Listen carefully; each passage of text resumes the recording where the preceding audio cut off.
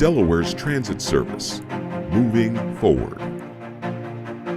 Tonight, Governor John Carney is set to nominate a new director of the State Housing Authority. Plus, Newcastle County residents get a reprieve on their sewer bills, and the Freeman Arts Pavilion announces a hot summer lineup. Those stories and much more coming up tonight on DETV News.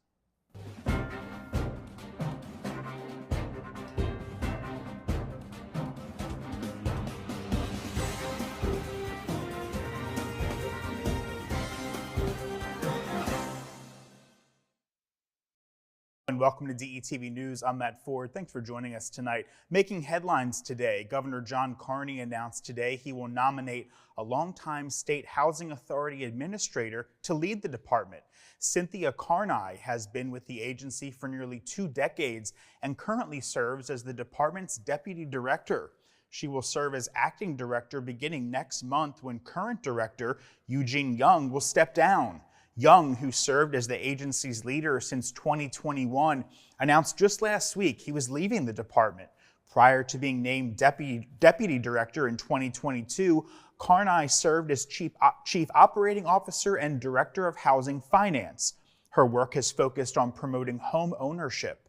She launched programs to revitalize the Delaware's housing market, including emergency foreclosure assistance for senior citizens, low-rate mortgage for new construction and veterans, and launched the first-time homebuyer federal tax credit here in Delaware. Carney's nomination must be approved by the Delaware State Senate. And turning to other news, with the public's help, Newark police have identified a person of interest in connection to an incident that happened at an Acme grocery store over the weekend. A family reported that they were shopping in the store along the 100 block of Grove Lane around 4 o'clock in the afternoon on Saturday, when they say a stranger took the cart where their 8-year-old was sitting and walked away. The family stopped the suspect seen here, and the man ran away after the confrontation. Police released a photo of the man, who they are calling a person of interest. The child was fortunately not hurt. Newark police said that they have contacted the person here, and their investigation is continuing. Police said members of the public actually saw the story and surveillance photo on social media and contacted the Newark Detective Division with information. And an officer at Delaware's juvenile lockup has been charged with overdosing on heroin while operating the control center at the facility. According to court records, 53-year-old Kirk Sewell of Newark was found unconscious on the floor while working the main desk at Ferris School, located on Center Road. Sewell was taken to Christiana Hospital and administered 3 doses of Narcan to combat the drugs. In addition to official misconduct, he was charged with endangering the welfare of a child for all juveniles present in the facility at the time of the incident. And state police have arrested an 18-year-old Selbyville man on various charges after a hit-and-run crash over the weekend. The incident happened Saturday in Frankfort, Delaware, when a single car crash was reported around Old Mill Bridge Road.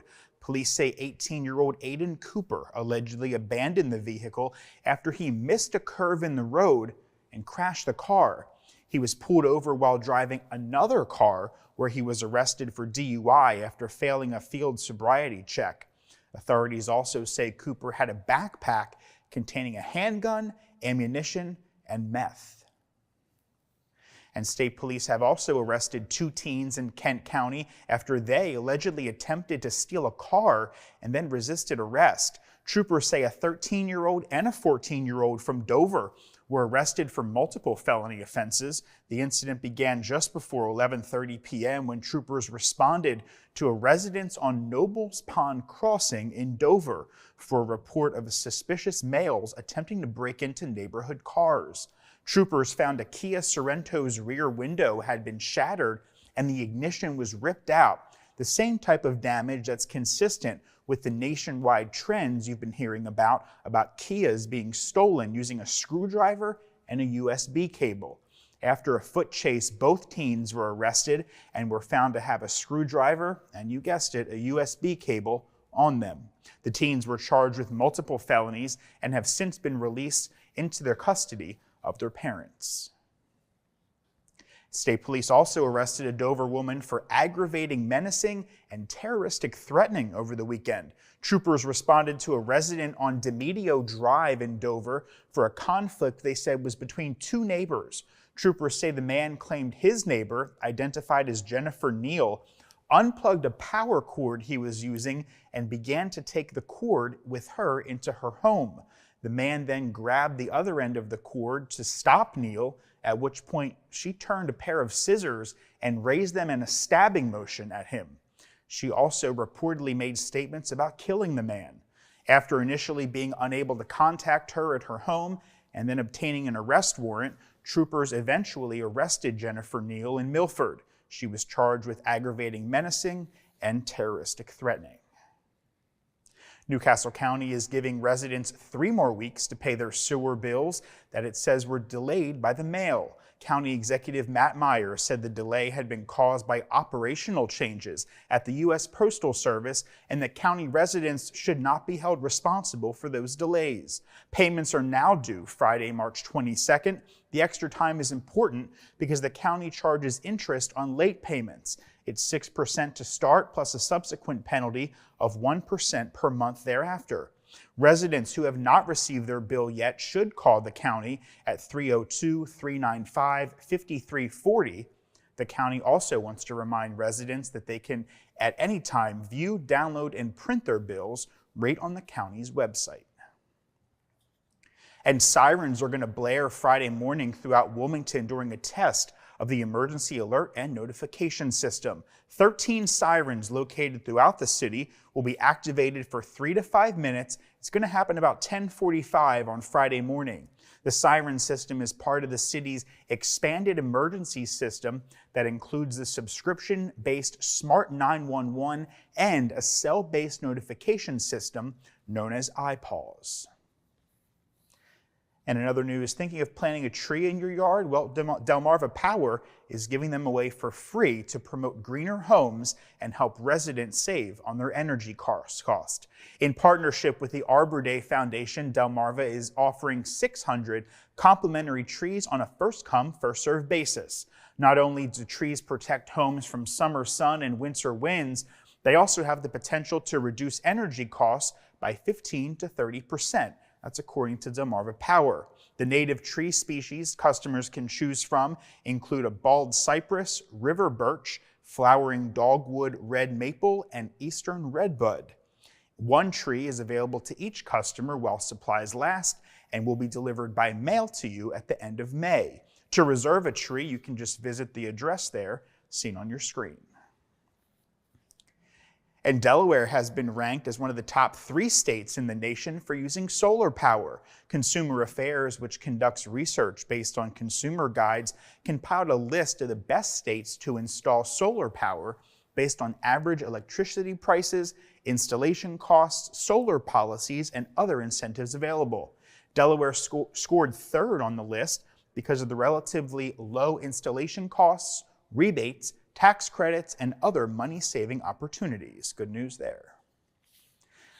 A young civics leader from Wilmington has been awarded the prestigious 2023 John Lewis Youth Leadership Award, announced Secretary of State Jeff Bullock on Monday. Tyara Highland, now a junior at Howard University, was very active while at St. George's Technical High School. She assisted in getting a law passed requiring Delaware schools to teach Black history and help create a statewide coalition of Black students. The award, created back in 2021 in honor of the late Congressman and civil rights icon John Lewis, recognizes a gifted, civics-minded young person who has demonstrated leadership abilities. Congratulations to her. And before we go tonight, the summer always has a hot time for major concerts here in the First State, and the Freeman Arts Pavilion cranked up the heat this week by revealing its first wave of performers.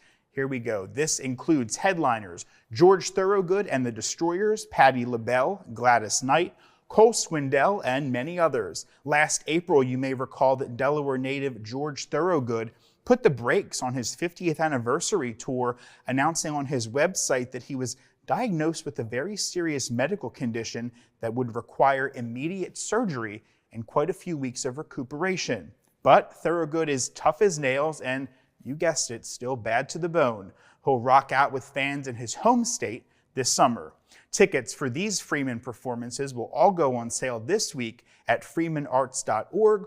On-sale times are going to vary throughout the days, so if you're interested, be sure to check out the individual event pages for exact times for on-sale. More concerts, of course, will be announced this spring as they are confirmed. The Freeman Arts Pavilion is located in Selbyville. For more information, visit freemanarts.org, or you can call that number there seen on your screen. And that's going to do it for tonight's edition of DETV News. Be sure to follow us across your favorite social media platforms. And for a look at what's happening around the state of Delaware, head to our website. That's detvch.com. With tonight's news, I'm Matt Ford. We'll see you right back here again tomorrow.